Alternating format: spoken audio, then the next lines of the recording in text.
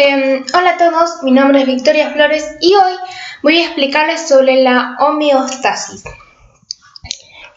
Lo voy a hacer grabando mi página web, voy a ir leyendo y explicando y nada. Vamos a comenzar primero por la definición de la homeostasis. Bien, la homeostasis es el interior del organismo balanceado o estable o equilibrado. Bien, ¿y cómo sería un desequilibrio de la homeostasis? Bien, sería, por ejemplo, la presión, la temperatura corporal, la glucemia, bueno, todo eso tienen valores normales y valores anormales. Por ejemplo, tiene una mínima y una máxima. Por ejemplo, la temperatura corporal. Si la temperatura corporal excede la máxima, eso es anormal. Y si la temperatura corporal está por debajo de la mínima, también es un valor anormal. Bueno, y eso quiere decir que es un desequilibrio homeostático. Bueno, y entonces acá hay otros sistemas que se encargan de restablecer la homeostasis. Y acá dice que es un proceso que consiste en mantener el interior del organismo balanceado o estable, dándole al cuerpo una mayor adaptabilidad en el medio en el que se encuentre. Bien, ¿a qué me refiero con mayor adaptabilidad? Me refiero a, por ejemplo, la temperatura corporal. Si yo salgo desabrigada afuera y afuera hace un montón de frío, mi temperatura va a comenzar a bajar. Entonces, si mi temperatura va a comenzar a bajar y va a llegar a un punto en que mi temperatura va a estar por debajo de la mínima. Entonces, el cuerpo, sería otro sistema, pero después lo voy a explicar mejor.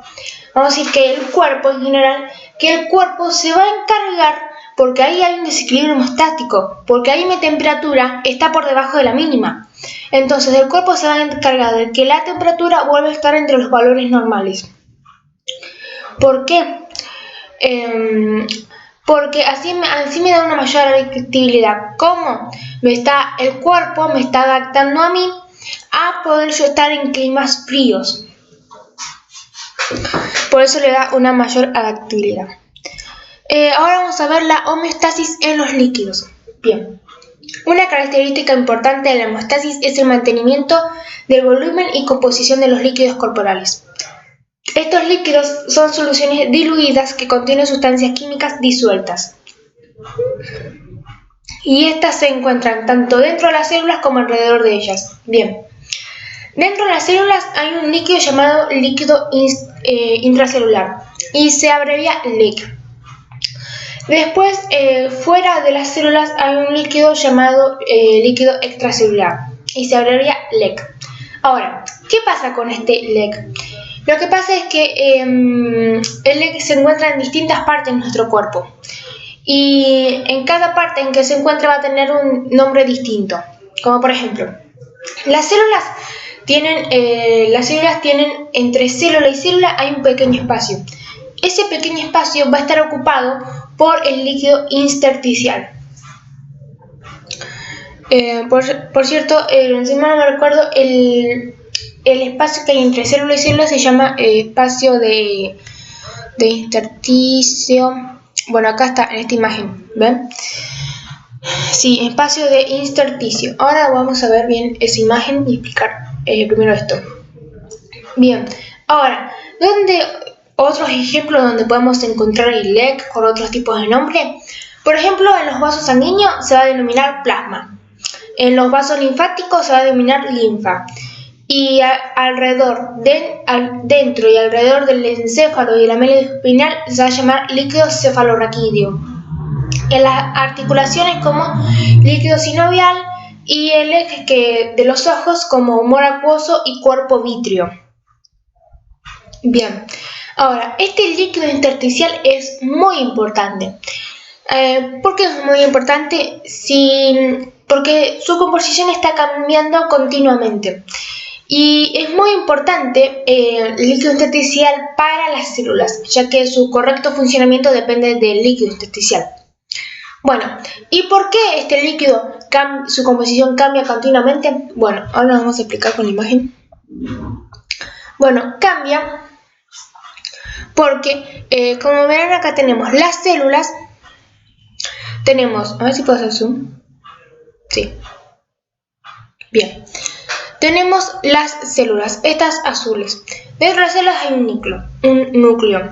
Bien, y acá adentro de las células está el líquido intracelular, LIC. Después esta franja roja es un vaso sanguíneo y dentro del vaso sanguíneo pasa el plasma. Ahora tenemos acá, entre célula y célula hay un espacio que se llama intercelular o intersticio. Y entre espacio de esas células está el líquido intersticial.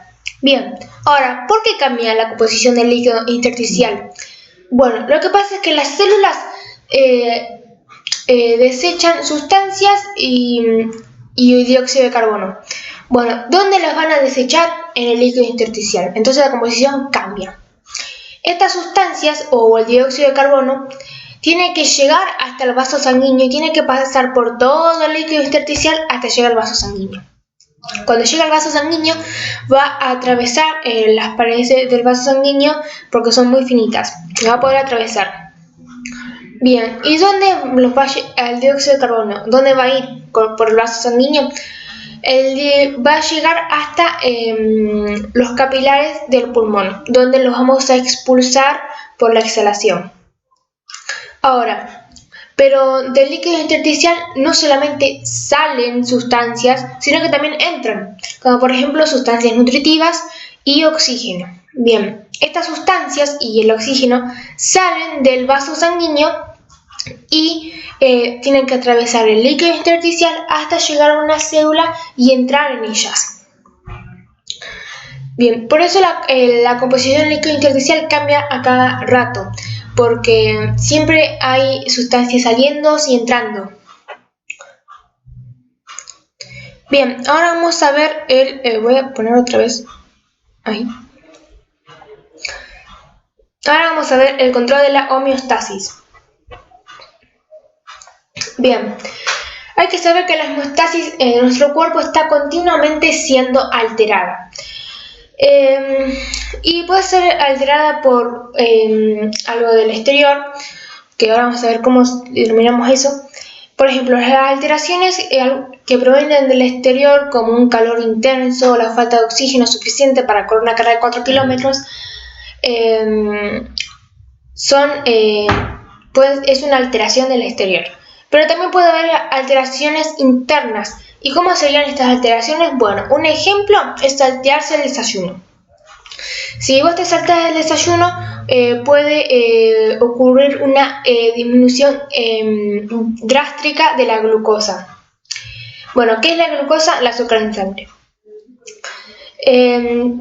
Pero también los desequilibrios hemostáticos pueden producirse por otros tipos de factores, como por ejemplo situaciones de estrés, presión social, como por ejemplo demasiadas exigencias en el trabajo u otro ámbito. Bueno, pueden ser desencadenadas por múltiples factores. Bien, en la mayoría de las ocasiones el desequilibrio hemostático es leve y transitorio, o sea, pasajero. Pero puede haber ocasiones en que el desequilibrio hemostático sea muy intenso y prolongado. Bueno, ¿y cuándo ocurre esto del que el desequilibrio hemostático llega a ser tan intenso y prolongado?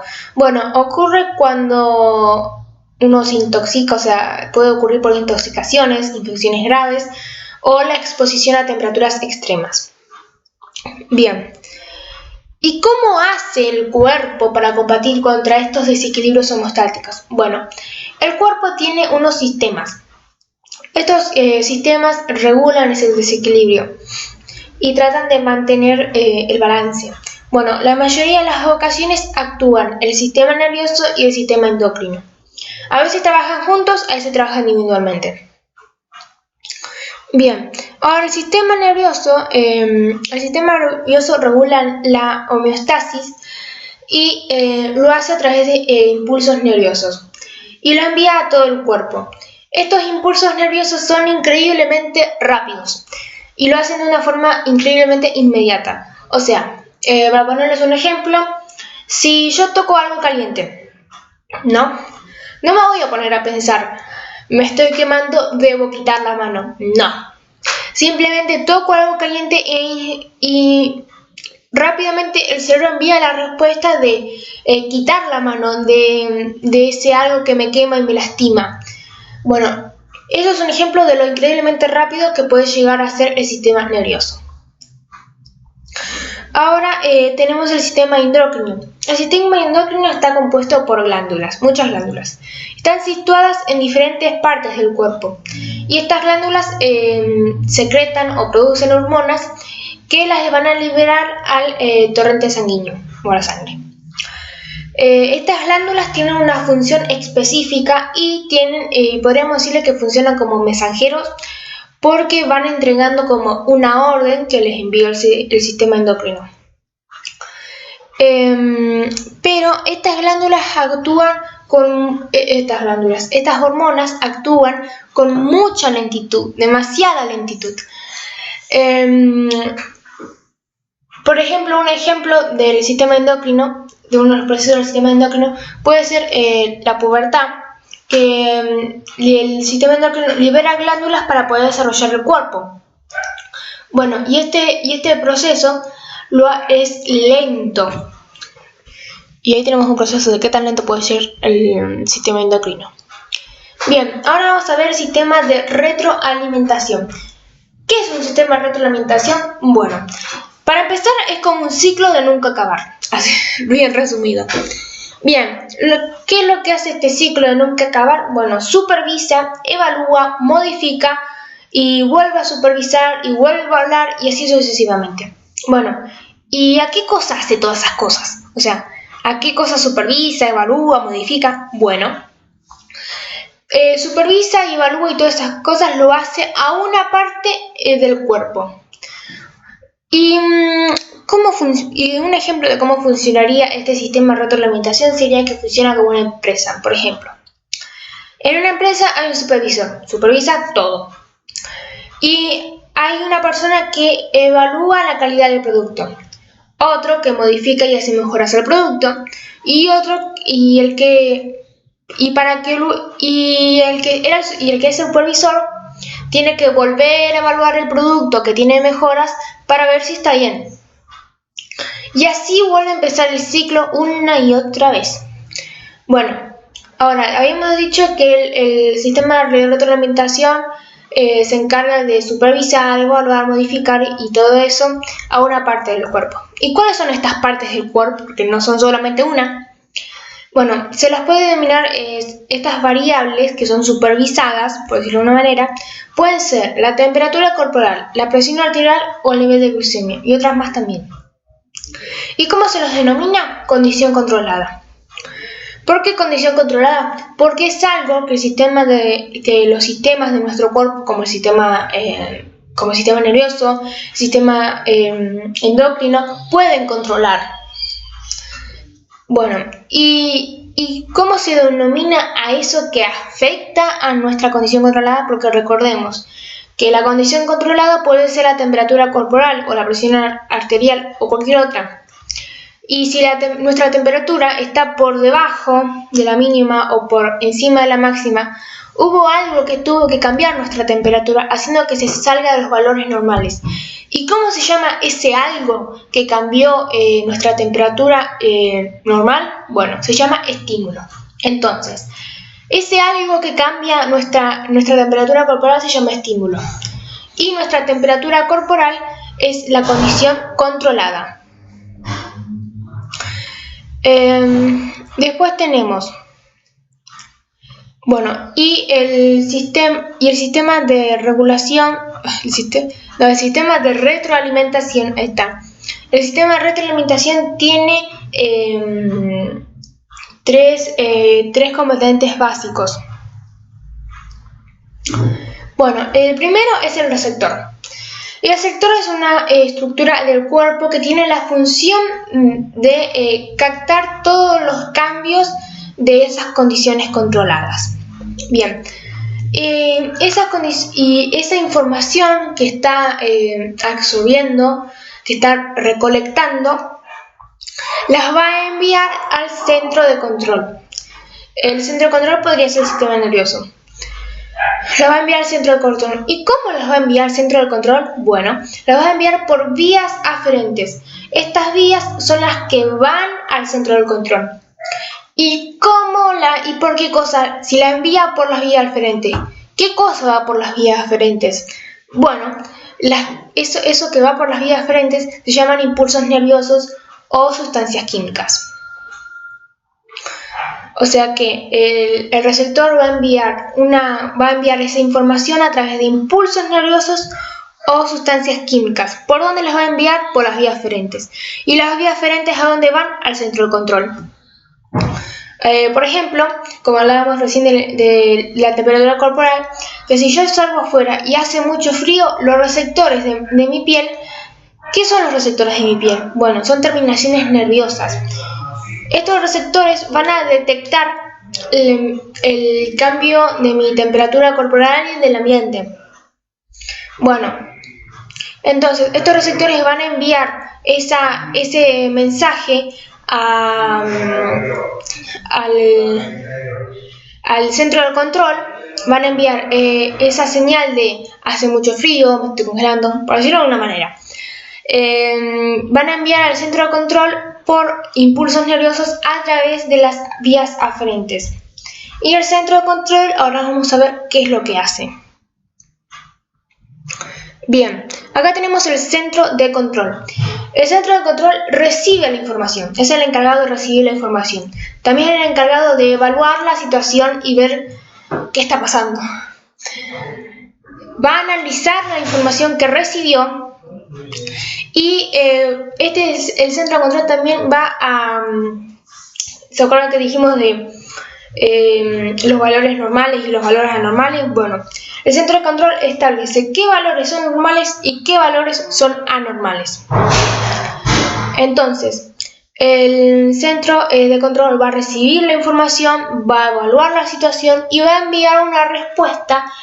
¿Y a quién se las va a enviar? ¿Cómo se las va a enviar? ¿Y por dónde se las va a enviar? Bueno, se las va a enviar por impulsos nerviosos. ¿Por dónde? Por vías aferentes. ¿Qué son estas vías aferentes? Vías eferentes con E. Vías eferentes. Estas vías aferentes salen del centro de control. ¿Y a dónde van? Bueno, van a los efectores. Ahora vamos a ver qué es un efector. Por ejemplo, el que recibiría, decíamos recién, de la temperatura. Que hace mucho frío, mi piel, los receptores, las terminaciones nerviosas de mi piel, que son los receptores, van a detectar ese cambio, van a enviar a través de impulsos nerviosos por las vías aferentes esa información al centro de control. ¿Quién podría ser el centro de control? El cerebro. El cerebro va a evaluar esa información, va a evaluar la situación y va a dar una respuesta, una señal a través de impulsos nerviosos. ¿Por dónde va a enviar esos impulsos nerviosos? Por las vías eferentes. ¿A dónde los va a enviar? A los efectores.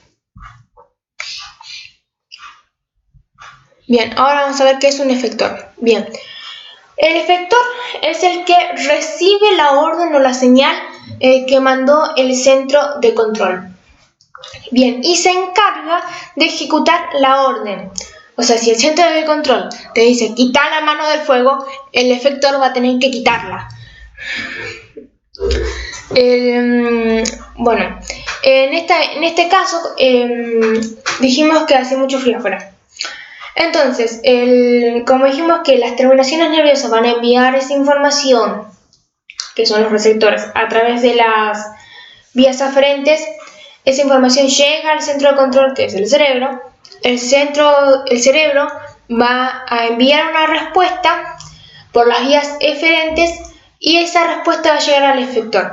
Y en este caso, ¿quiénes son los efectores? Bueno, los efectores son los músculos esqueléticos. Y estos músculos esqueléticos van a recibir esa orden y van a recibir la información de me estoy congelando. El cerebro también le va a enviar, estoy haciendo como una manera sencilla, también le van a enviar la orden de hagan algo, como decir a los músculos, hagan algo para restablecer la temperatura corporal o tiemblen para restablecer la temperatura corporal.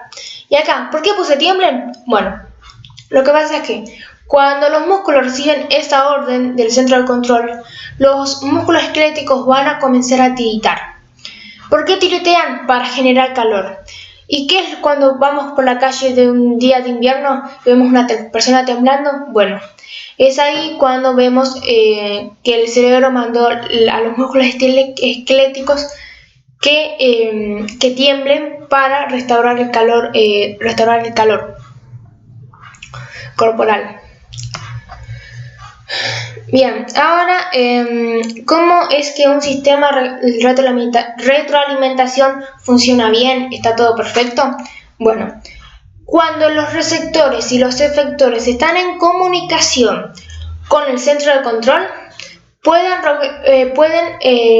lograr restablecer la homeostasis y controlar el interior del organismo. Ahí es cuando todo está bien. Ahora después vamos a mostrar ejemplos de cuando todo se pone peor. Bueno, ahora tenemos, hay dos tipos de sistema de retroalimentación. Esto fue como la introducción. Ahora tenemos el sistema de retroalimentación negativa y positiva. Ok, ¿y cómo los diferenciamos? Bueno, el sistema de retroalimentación, un sistema de retroalimentación va a dar una respuesta. Esa respuesta del sistema va a modificar de alguna manera la condición controlada. ¿Y cuál era la condición controlada? Ejemplo anterior, la temperatura corporal. ¿Y qué puede hacer el sistema de retroalimentación? Anularla o aumentarla. Bien, el sistema de retroalimentación negativa es cuando esa condición es anulada, y la otra es cuando es positiva, es cuando es aumentada. Ok, eso es muy mínimo. Por ejemplo, si mi temperatura estaba bajando, ¿qué es lo que va a responder un sistema de retroalimentación negativa? ¿Cómo va a actuar el sistema de retroalimentación negativa? Bueno, la respuesta negativa que va a mandar va a ser que si mi temperatura está bajando, va a hacer que suba. Porque va a decir, no bajes más la temperatura, subila. Ahora, si fuera un sistema de retroalimentación positiva, ¿cómo va a ser la respuesta? Bueno, entonces la temperatura mía está bajando. Entonces la respuesta positiva va a decir, muy bien, seguí bajando la temperatura. Entonces eso es positivo, es como una aprobación a que el cuerpo siga bajando la temperatura. Bueno, en este caso, el ejemplo que la respuesta fue negativa, nos salvó de que nos agarrara hipotermia. En el caso que fuera positiva, tendríamos un grave problema en nuestro cuerpo porque no estaría respondiendo como debería. Esperen que tengo que explicarlo con la imagen, me olvidé, ya va a pasar al de negativa. Bien, acá tenemos la imagen, espero que se vea bien. Bueno, yo lo puedo ver. Ok, no se agranda, se agranda el fondo nomás. Bueno, dice, algunos estímulos alteran la homeostasis, pueden ser el interior o el exterior. Bien, la condición controlada es monitorizada. Bueno, algunos estímulos alteran la homeostasis por aumentar o disminuir una condición controlada que es monitorizada, o sea que es, ¿cómo decirlo? Monitorizada no, que es supervisada por los receptores. Bueno, ¿y cuál sería esa condición controlada en nuestro ejemplo? La temperatura corporal. ¿Por qué es supervisada? Por los receptores de la piel. ¿Qué hacen estos receptores? Envían aferencias. ¿Y cómo los envían? Por impulsos nerviosos o señales químicas. ¿A dónde las envían? Al centro de control. ¿Qué hace el centro de control? Recibe las aferencias y suministra o administra o evalúa el mensaje que le llegó. ¿Qué hace? Envía aferencias. ¿Y qué envía? Impulsos nerviosos o señales químicas. ¿A dónde lo envía? A los efectores. ¿Qué hacen los efectores? provocan un cambio o una respuesta que modifica la condición controlada. O sea, en este caso mi temperatura estaba baja y dio una medida para que mi temperatura subiese. Y esta flecha gris que está toda entrecortada, está acá, representa el sistema de retroalimentación negativa. Y dice, un restablecimiento de la homeostasis es cuando la respuesta normaliza la condición controlada. O sea, ¿cuándo se restablece la homeostasis? Bueno, mi temperatura estaba por el piso, bajo cero. Bueno, tampoco tanto. Mi temperatura está muy baja. El centro de control envió una orden para que los efectores normalicen de nuevo mi temperatura. ¿Cómo la van a normalizar? Subiéndola. Suben mi temperatura. ¿Y cuándo se equilibra la homeostasis? Cuando mi temperatura está dentro de los valores normales.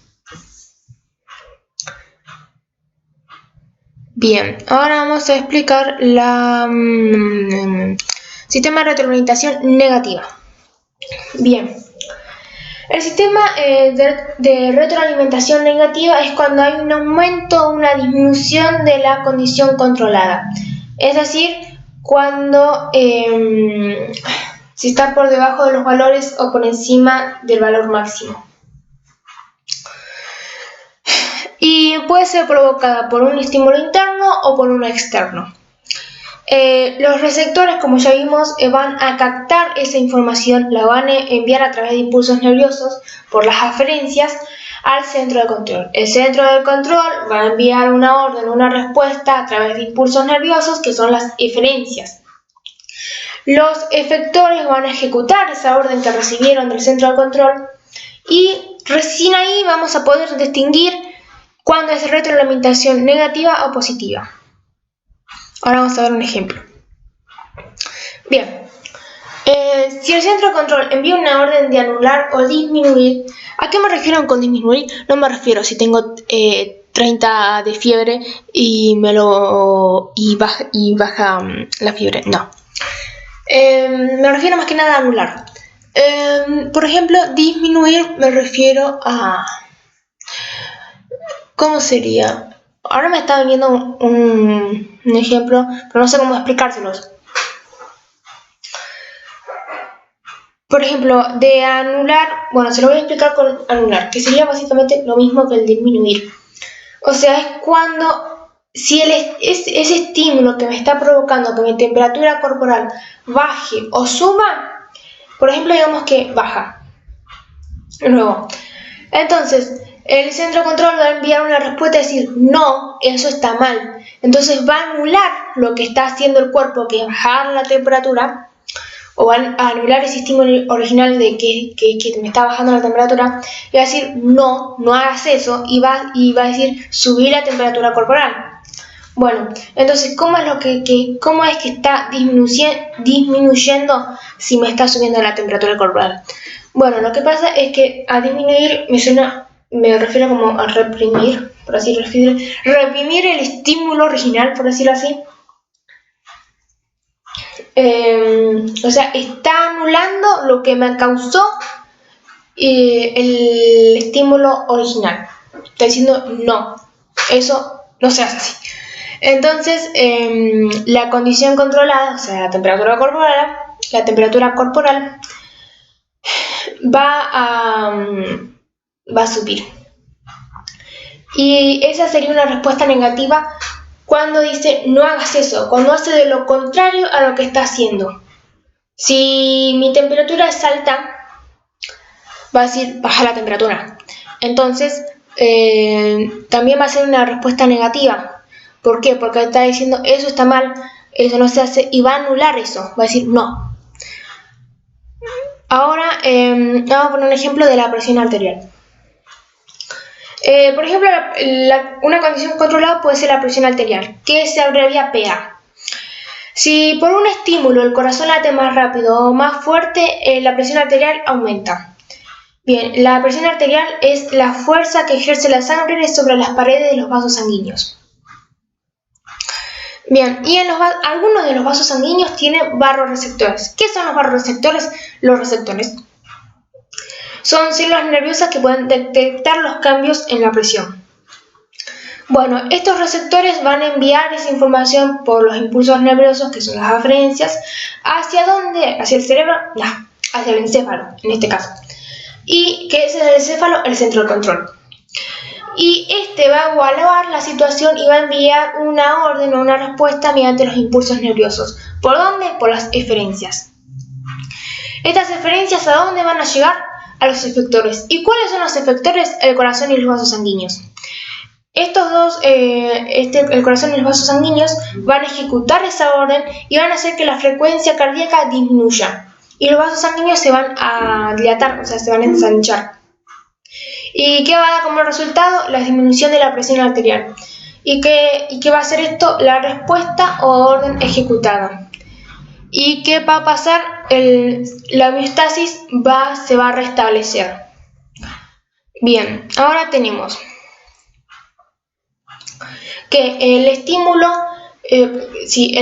original había causado el aumento de la presión arterial.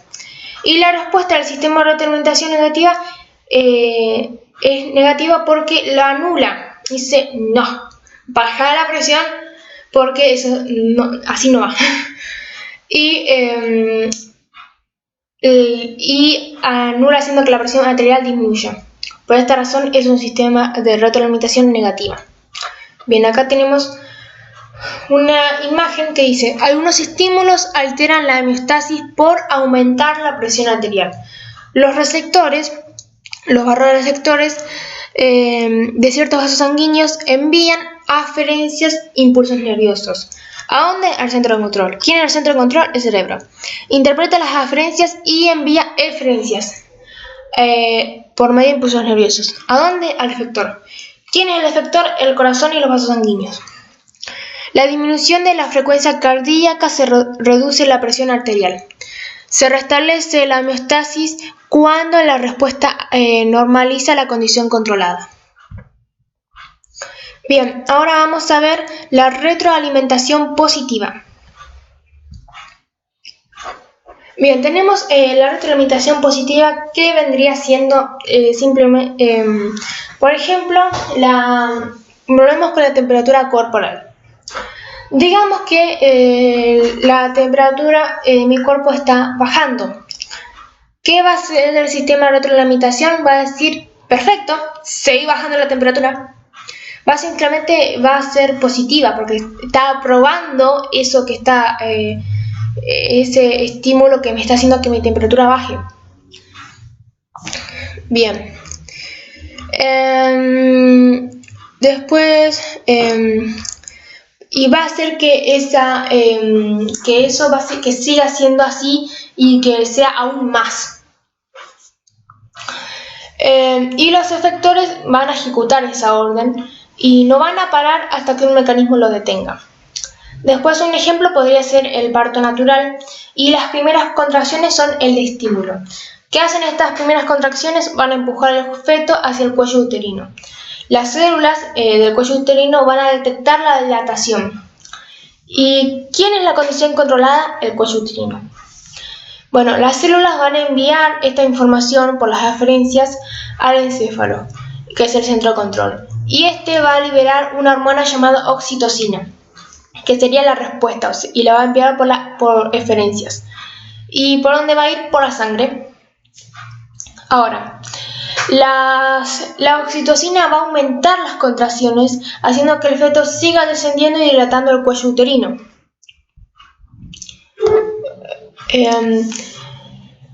Y la dilatación y la liberación hormonal y las contracciones solamente son interrumpidas con el nacimiento del bebé. Ahora vamos a ver cómo sería algo trágico en caso de que esto salga de control. Bueno, ¿un sistema de retroalimentación puede salirse de control? Sí. ¿Y cómo podría salirse de control? Bueno, por ejemplo, una gran pérdida de sangre hace que la presión arterial descienda bruscamente.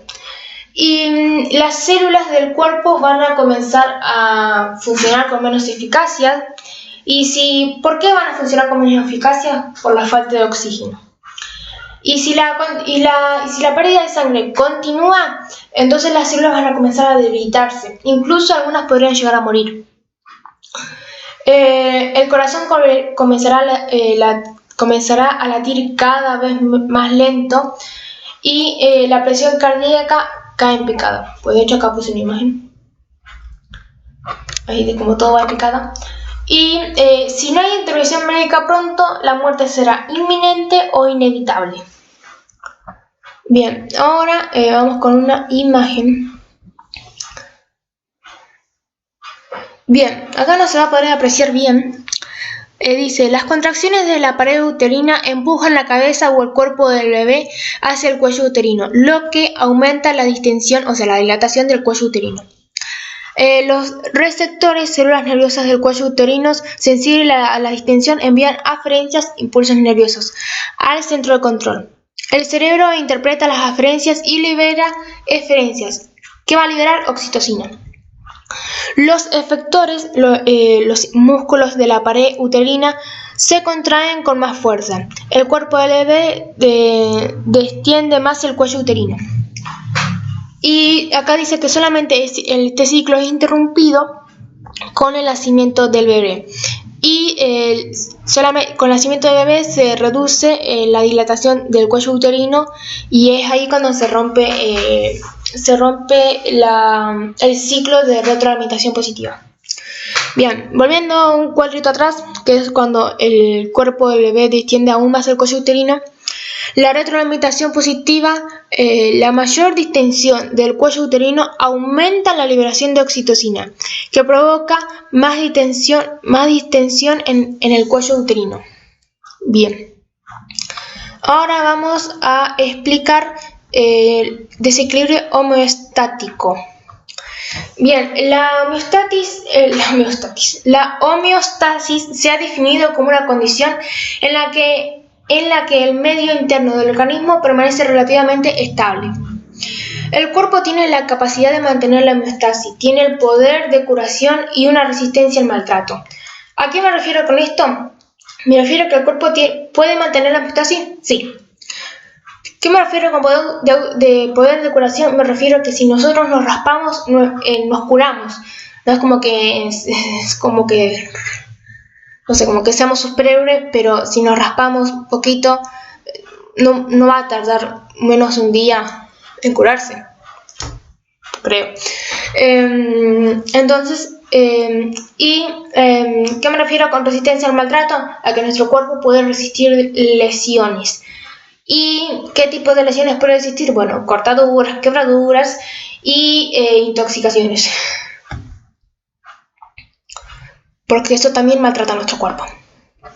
Y también puede ser maltrato psicológico. Bien, ahora, los procesos fisiológicos, además de mantener la homeostasis, son los encargados de mantener la buena salud. Y la buena salud depende de 3 factores: el medio y su propio comportamiento, o sea, en el ambiente en el que estemos, y si es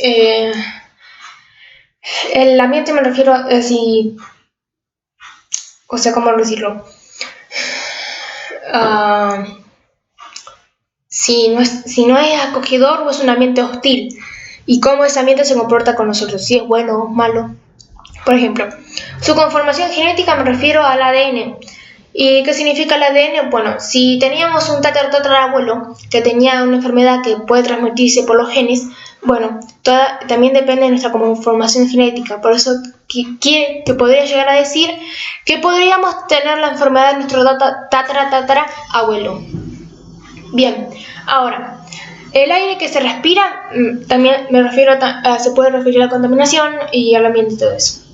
Los alimentos que se consumen, si comes comida saludable o comida chatarra. E incluso sus pensamientos, si son positivos o negativos. En el caso que sean negativos, puede desencadenar una depresión o algún trastorno, como anorexia o algo así.